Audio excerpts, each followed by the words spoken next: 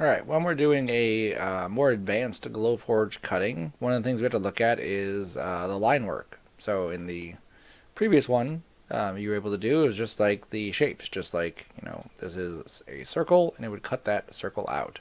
So you can still do stuff like that, but if you wanted to go a bit further, this is how you could do it. So like for instance, this item here, if I were to cut this, this would basically cut out from a piece of wood this shape here, and then I would cut out this shape here. Okay, all the way around, all the way around here, all the way through here. It would cut this out, it would cut that out, it would cut this out. So all that would be left, and this is an easy way to kind of see what this looks like if I just do this. Okay, it would look like that, right? So this doesn't obviously make sense because this looks like a candle in here, but there is no flame. So then I would say, okay, well, I don't want the flame to be there, so maybe, the flame wouldn't be part of that. Maybe the flame would just be, let's say, white, just so we can see it. Okay, and then I want the wick to also be white because I want to be able to obviously see that too in here. And so what I'm doing is I'm just planning for what I want this to actually look like. Okay, and let's get rid of the stroke on there. Okay. Okay, so now this here, this would cut out the hexagon shape, and then it would cut out this all the way around here. Okay, now I can't leave it like this because it would still recognize these shapes as paths. So even though I click this and it has this shape here, it would still recognize this as a path. It would still cut that out. It would still cut this out. It would still cut that out. So what I would do is I would take this, and I'm going to copy it over here to the side.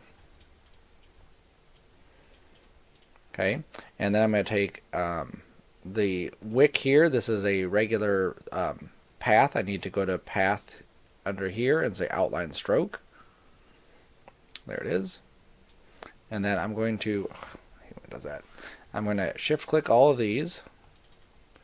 Okay, I'm going to hold down shift and hit M, and I'm going to click and drag from the here to there. So that combines these. I'm going to click and drag from here to there. Okay, now it did that. Okay, so I need to hit undo. I don't know if I didn't click the candle. I just didn't click that, I guess.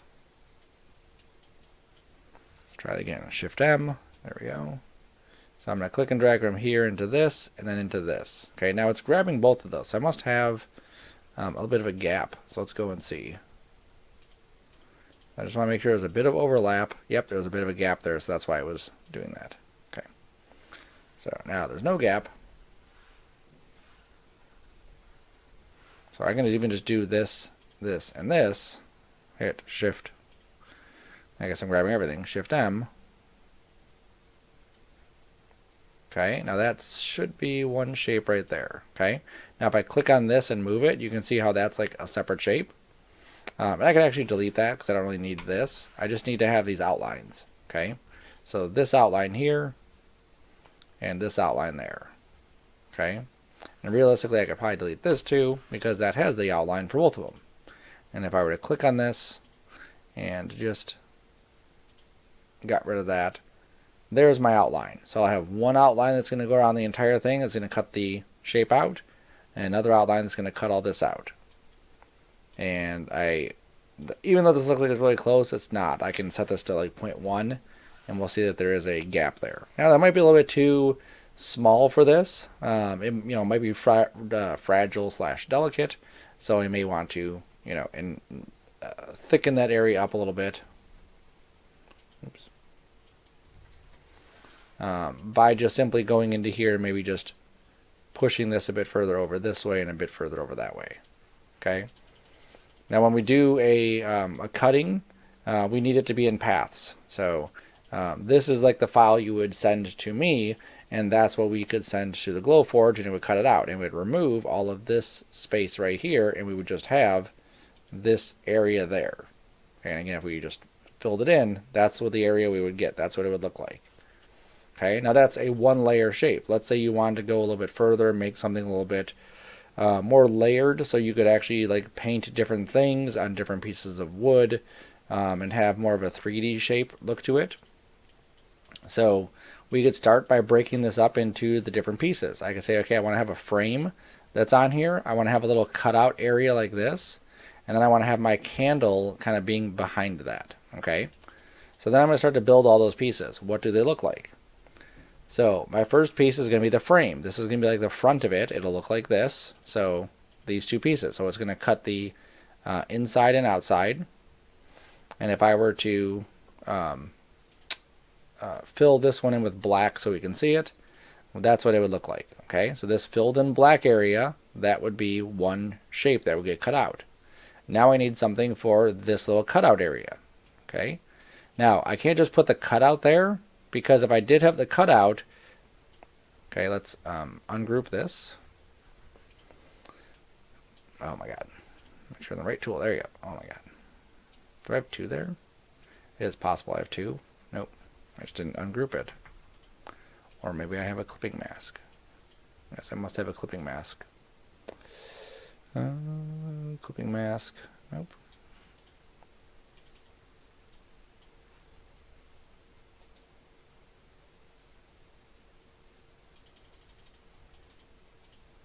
Alright, well, I guess it doesn't matter, right?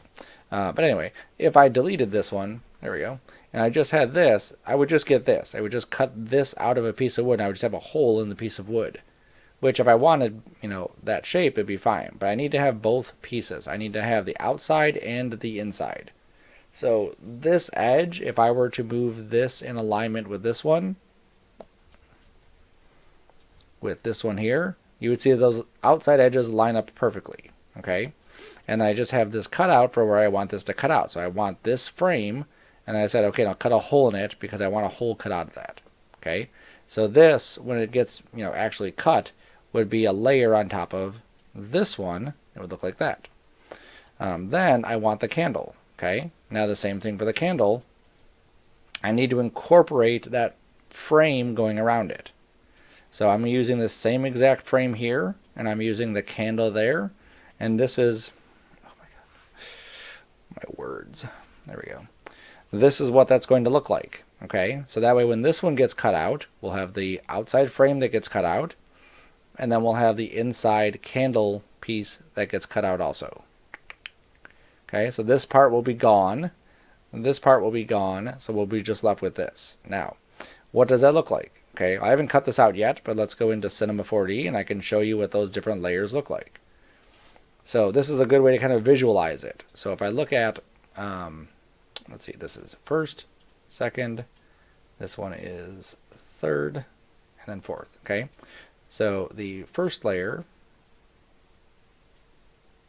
okay, this yellow one here, if I move, sorry, I moved it into the group, there you go.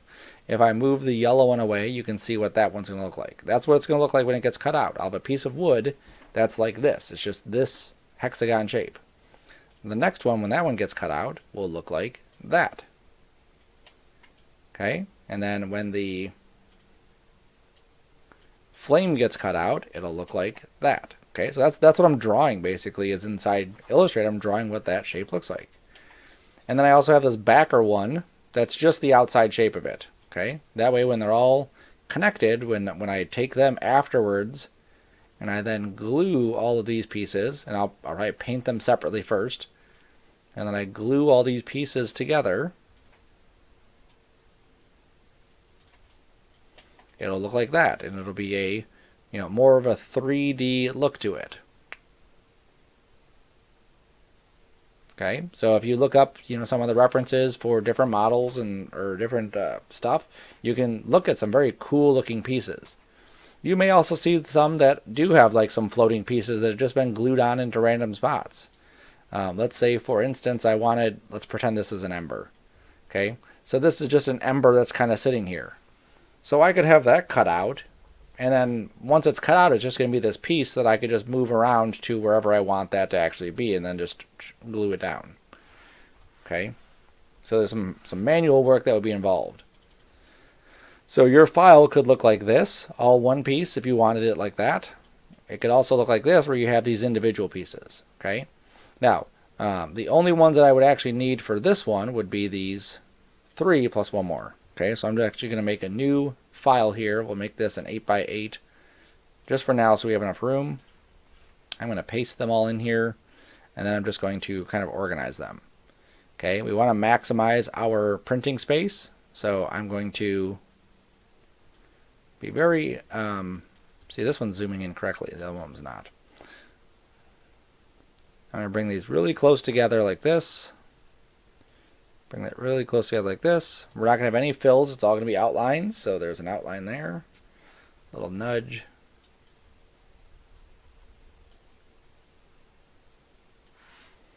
There we go. And I'll need one more, which is going to be that backing piece, which I will put like this. And I will just delete that one. Now that very backing piece, I may use actually a piece of tracing paper. I think that might look better. So I may not even need this other one because I'm going to put a piece of tracing paper there because I may want to shine a light through it because that might look cool. Okay. So now this is what you would need to give me so that I could then take this, send it to the printer, and then have this stuff cut out. If there were other pieces that you wanted, like tiny pieces, whatever, we would use this empty space here to fill those in. So let's say that you wanted a snowflake or something like that. Let's just pretend that this is going to be a snowflake. Oops.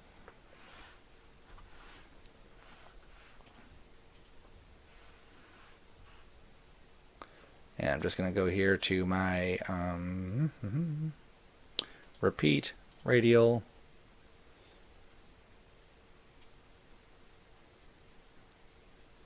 Let's do 12, that's fine. Oops. And where is, there we go. Okay. So I'll bring this down. That's cool. I'm going to go to, whoops. My stroke, I'm going to make these really thick. Let's say like that. That's cool. Object, expand appearance. There we go. Okay, so now if these we cut out, it would just cut out each one of these little petally things. If I wanted them to stay as one piece, I need to connect them somehow. So let's say I throw in a shape like this, and then I grab all of them. I can't do this because this will actually cut out each one of these pieces still separate. And then I would use my Pathfinder and then merge all these together. Okay, and then I would swap this so I just see the stroke, and I would lower this to 0.2, 0.1, something like that, just so it's easier to see. And then let's say that's my thing I want to print or cut. I would just drop it inside here. Okay, and that way I'm maximizing the space that I'm using inside of the cutting. Because essentially what's going to happen is this area in the middle would be just dead anyway, right? We still save it, but if we are going to use it, then we can throw that in there. Okay, so if you want to go a little bit fancier, you can do something fancier like this. If you want to go, simple, you can just think about it as a one-layer piece. And again, looking at it as a wireframe, this is what I need for that. Looking at it as a fill, this is what is going to exist. Okay, that's what the shape is going to look like once it's cut out. Okay, so it just helps you kind of get your mind wrapped around it, right? So if you do have questions, obviously let me know, because I think this could be a cool, fun project.